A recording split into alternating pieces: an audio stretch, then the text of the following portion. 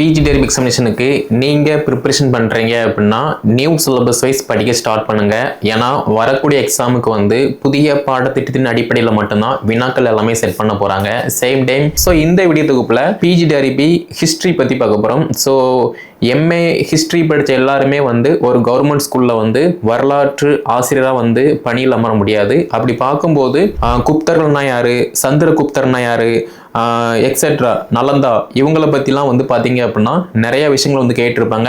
இது எல்லாமே வந்து டீட்டெயிலாக வந்து படிக்கிற மாதிரி இருக்கும். எக்ஸாம் வந்ததுக்கு அப்புறமா தான் படிக்க ஸ்டார்ட் பண்ணுவோம் அப்படின்னா ஒன்றுமே பண்ண முடியாது. நம்மளால சிலபஸை கம்ப்ளீட் பண்ண முடியாது. அதே மாதிரி படித்ததை ரிவிஷன் பண்ண முடியாது. நம்ம அகாடமியில் பிஜி டெரிபி ஹிஸ்ட்ரி சம்மந்தப்பட்ட எல்லா அப்டேட்டுமே வந்து அவைலபிளாக இருக்குது. கீழே டிஸ்கிரிப்ஷனில் நான் வாட்ஸ்அப் நம்பர், கான்டாக்ட் நம்பர் எல்லாமே கொடுத்துருக்கேன். அதை கான்டாக்ட் பண்ணி என்ன டீட்டெயில்னு கேட்டு படிக்க ஸ்டார்ட் பண்ணுங்கள்.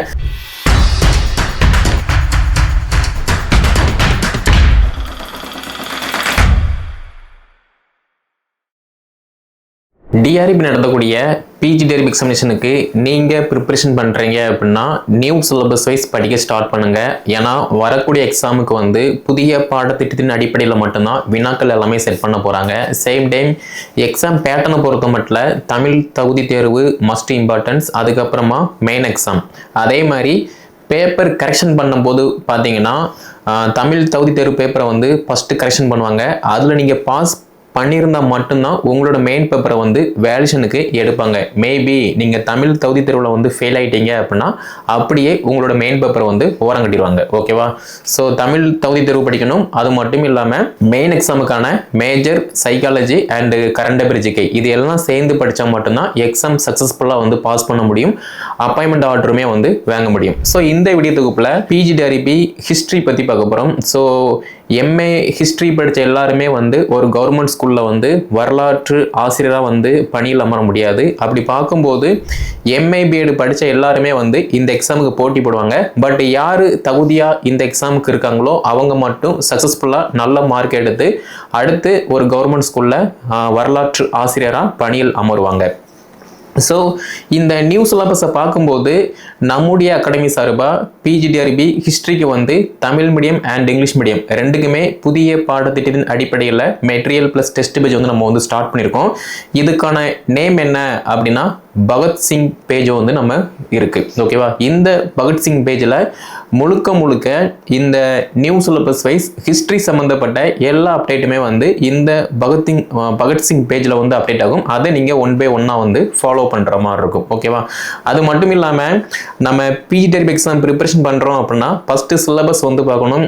சிலபஸில் என்ன யூனிட் இருக்குது, அந்த யூனிட்ல வந்து என்ன டாபிக் இருக்கு. ஃபார் எக்ஸாம்பிள் இந்த சிலபஸ்ல ஃபர்ஸ்ட் யூனிட்டை பொறுத்த மட்டும் கிபி 10ஆம் நூற்றாண்டு வரையிலான இந்திய வரலாறு. ஸோ இதுக்கு கீழே வந்து பார்த்தோம் அப்படின்னா அலெக்சாண்டர்னா யாரு, அதே மாதிரி பார்த்தீங்க அப்படின்னா குப்தர்கள்னா யாரு, சந்திரகுப்தர்னா யாரு, எக்ஸெட்ரா நலந்தா இவங்களை பற்றிலாம் வந்து பார்த்தீங்க அப்படின்னா நிறைய விஷயங்கள் வந்து கேட்டிருப்பாங்க.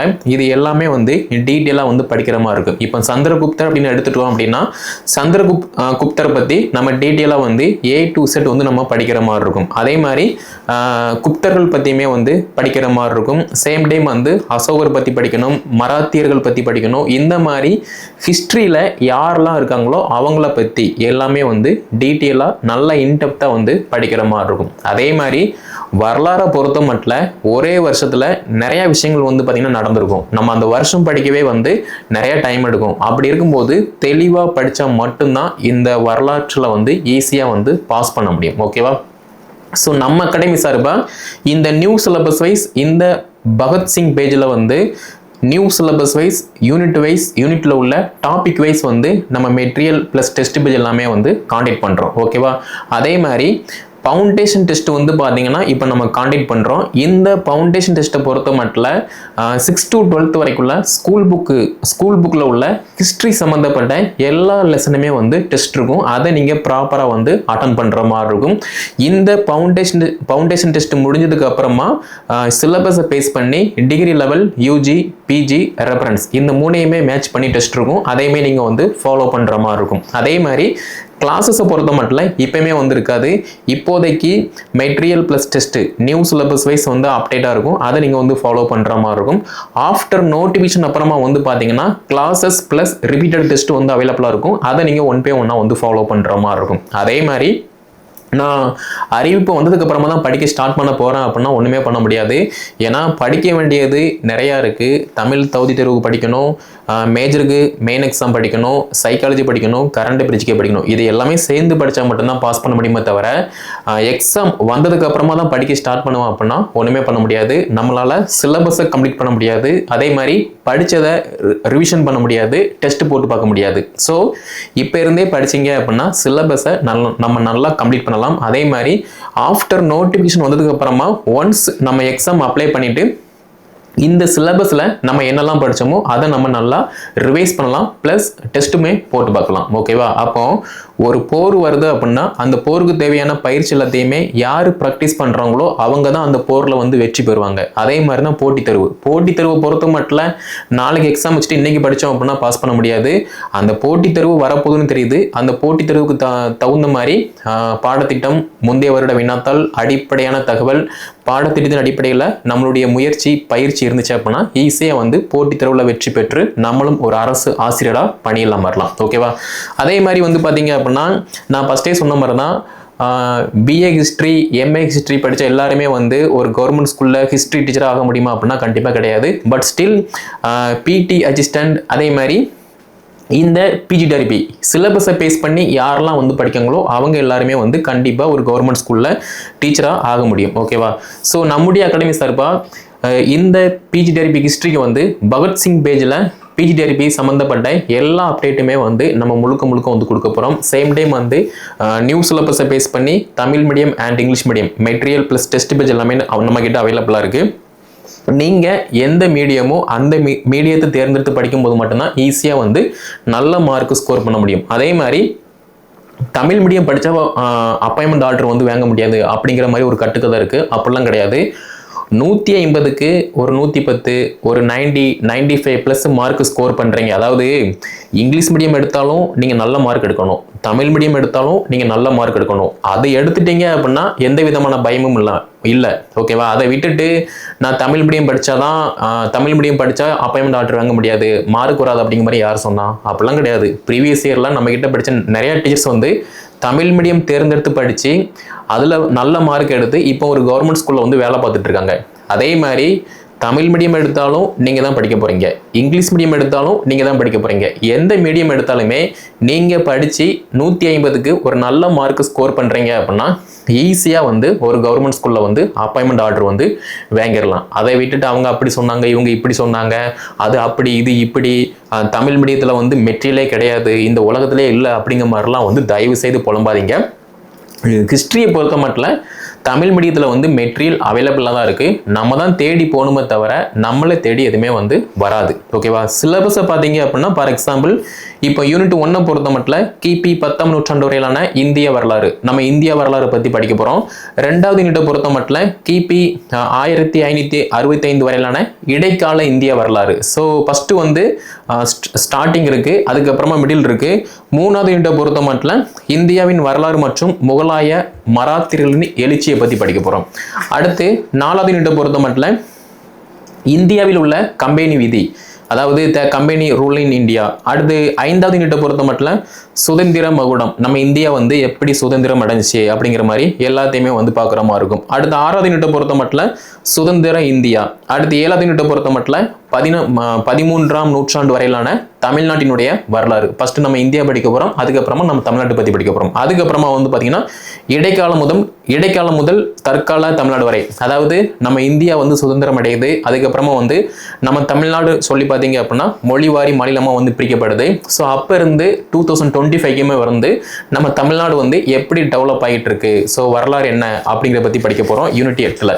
யூனிட் 9 பொறுத்த மட்டும் நவீன மேற்கிளர்ச்சி, யூனிட் 10 பொறுத்த மட்டும் நவீன உலக வரலாறு. ஸோ 10வது யூனிட்டை பொறுத்த மட்டும் நம்ம உலகத்தை பற்றி டீட்டெயிலாக வந்து படிக்கிற மாதிரி இருக்கும். அதாவது இந்த 10வது யூனிட்ல உள்ள டாப்பிக்கை பற்றி நல்லா டீட்டெயிலாக படிக்கிற மாதிரி இருக்கும். ஓகேவா? ஆக்சுவலாக வந்து இந்த சிலபஸ் கஷ்டமாக ஈஸியாக அப்படிங்கிற மாதிரி கேட்டிங்கன்னா உண்மையிலேயுமே நீங்கள் பிஏ ஹிஸ்ட்ரி எம்ஏ ஹிஸ்ட்ரி நல்லா தெளிவாக படிச்சிருந்தீங்க அப்படின்னா ரொம்ப ரொம்ப ஈஸி. இல்லை நான் வந்து ஜஸ்ட் போனேன், காலேஜ் போனேன், பாஸ் பண்ணேன், வீட்டில் பேரண்ட்ஸ் சொன்னாங்க, நான் வந்து பிஎட் படித்தேன், இப்போ சம்மந்தமே இல்லாமல் நான் பிஜி டைரக்ட் எக்ஸாம் வந்து அப்ரோச் பண்ண போகிறேன் அப்படின்னா இந்த எக்ஸாம் வந்து ரொம்ப கஷ்டம் தான். ஓகேவா? ஸோ இந்த சிலபஸை பேஸ் பண்ணி நீங்கள் நல்லா அப்டேட்டாக இருக்கீங்க, ஹிஸ்ட்ரி சம்மந்தப்பட்ட எல்லா நாலேஜுமே வந்து உங்களுக்கு வந்து தெரியுது அப்படின்னா ஈஸியாக இந்த எக்ஸாம் வந்து பாஸ் பண்ண முடியும். ஓகேவா?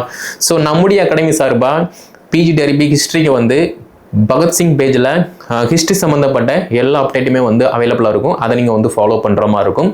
தமிழ் தகுதி தேர்வு குரூப்பில் தமிழ் சம்மந்தப்பட்ட டெஸ்ட் வந்து நடக்கும், அதை நீங்கள் வந்து ஃபாலோ பண்ணுற மாதிரி இருக்கும். சைக்காலஜி கரண்ட் அஃபேர் ஜிகே குரூப்பில் வந்து அது சம்மந்தப்பட்ட எல்லா அப்டேட்டுமே இருக்கும், அதை நீங்கள் வந்து ஃபாலோ பண்ணுற மாதிரி இருக்கும்.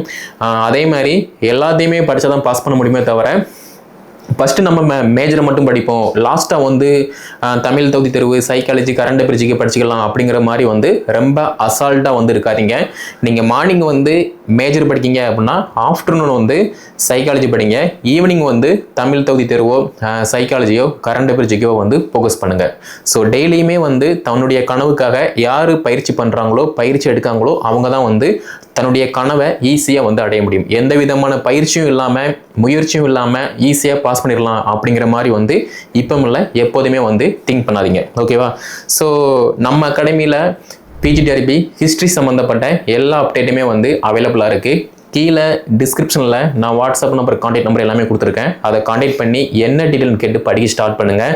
ஸோ தமிழ் மீடியம்னா தமிழ் மீடியம் சம்மந்தப்பட்ட மெட்டீரியல் ப்ளஸ் டெஸ்ட் பேஜ் வந்து அவைலபிளாக இருக்கும், இன்க்ளூடிங் தமிழுக்கான வீடியோ ரெக்கார்டிங் கிளாஸஸுமே அவைலபிளாக இருக்கும், அதை நீங்கள் வந்து ஃபாலோ பண்ணிக்கலாம். இங்கிலீஷ் மீடியம்னா இங்கிலீஷ் மீடியம் சம்மந்தப்பட்ட நோட்ஸு அண்ட் டெஸ்ட் பேஜ் வந்து அவைலபிளாக இருக்கும். ஸோ உங்களுக்கு தேவை அப்படின்னா தமிழ் மீடியம் கிளாஸஸ் வந்து நீங்கள் லிசன் பண்ணுற மாதிரி இருக்கும். ஓகேவா? ஸோ இது வந்து மஸ்ட் இம்பார்ட்டன்ஸ். ஆல்ரெடி நம்மக்கிட்ட இருக்கக்கூடிய ஹிஸ்ட்ரி டீச்சர்ஸ் வந்து பார்த்தீங்க அப்படின்னா ஃபவுண்டேஷன் டெஸ்ட்டை வந்து நீங்கள் வந்து கம்ப்ளீட் பண்ணுங்கள். அதே மாதிரி ஃபவுண்டேஷன் டெஸ்ட் வந்து கம்ப்ளீட் ஆகிற பட்சத்தில் அடுத்த ஸ்டெப்பாக வந்து சிலபஸ் வைஸ் வந்து நம்ம யூஜி பிஜி எல்லாமே வந்து கவர் பண்ணுற மாதிரி இருக்கும், அதையுமே நீங்கள் வந்து ஃபோக்கஸ் பண்ணுற மாதிரி இருக்கும். தமிழ் தகுதி தேர்வு குரூப்பில் வந்து ஆல்ரெடி கொஸ்டின் இருக்குது, அதை ப்ராக்டிஸ் பண்ணி ஓஎம்ஆர் சீட் அந்த மார்க் எல்லாமே வந்து ரிப்போர்ட் பண்ணுங்கள். சைக்காலஜி குரூப்லேயுமே வந்து ஒரு சில பிடிஎஃப் வந்து போட்டிருக்கோம், அதை நீங்கள் வந்து ஃபாலோ பண்ணுங்கள். டெய்லியுமே வந்து நம்ம கரண்ட் அஃபேர் ஜிகே வந்து அப்டேட் பண்ணுறோம், அதையுமே நீங்கள் ஃபாலோ பண்ணி ஓஎம்ஆர் சீட்டு ப்ளஸ் உங்களுடைய மதிப்பெண்களை வந்து வாட்ஸ்அப் நம்பரில் வந்து ரிப்போர்ட் பண்ணுங்கள். ஓகேவா? ஸோ இந்த வீடியோ தொகுப்பை பிஜி டெரிபிக் ஹிஸ்ட்ரி ப்ரிப்பரேஷன் பண்ணக்கூடிய வரலாற்று ஆசிரியர்கள் எல்லாத்துக்குமே வந்து பார்த்தீங்கன்னா ஷேர் பண்ணுங்கள். Plus private school history teachers, அதே மாதிரி கவர்மெண்ட் ஸ்கூலில் டெம்பரவரியாக ஒர்க் பண்ணக்கூடிய teachers and BEd student MEd student BEd படித்து முடிச்சுட்டு இப்போ எம்ஏ ஹிஸ்ட்ரி படிக்கக்கூடிய ஸ்டூடெண்ட்டு இவங்க எல்லாத்துக்குமே ஷேர் பண்ணுங்கள், அவங்களும் வந்து படித்து பயன்பெறட்டும். நம்முடைய சேனல் நீங்கள் சப்ஸ்கிரைப் பண்ணல அப்படின்னா சப்ஸ்கிரைப் பண்ணிக்கோங்க. ஸோ அடுத்த வீடியோ தொகுப்பில் பிஜி டெரிபிக் ஹிஸ்ட்ரியில் யூனிட் 1 நம்ம எப்படி படிக்கணும் அப்படிங்கிற மாதிரி டீட்டெயிலாக பார்க்கலாம்.